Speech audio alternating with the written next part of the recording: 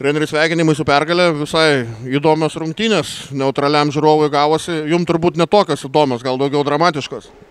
Tai dėkui su pergalė, bet tarp Biržų ir Šiaulių visą laiką vyksta varžybos, jie žaidžia krepšinį gerai, Biržuose daug krepšininkų užaugę, tai nebuvo mums kažkas nauja, bet aišku tikėjomės lengviau laimėti varžybas.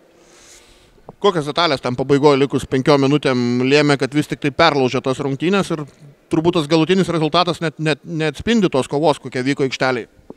Gal mūsų suolelis šiek tiek ilgesnis, bet manau, kad gynybos pakeitimas nulėmė. Perėmėm kamuolių lengvų ir įmetėm taškus lengvus. Tai turbūt gynybą pakeitėm šiek tiek ir pasiteisino šiandien. Šitiem vyram daugumai iš jų lieka rytoj paskutinės rungtynės, apskritai atstovaujant savo sporto mokyklą, moksleivių krepšinio lygoje, kiek rūbiniai tą atmosferą jaučiasi ir kiek norisi su trenksmu tą karjerą moksleivių krepšinio lygoje uždaryti?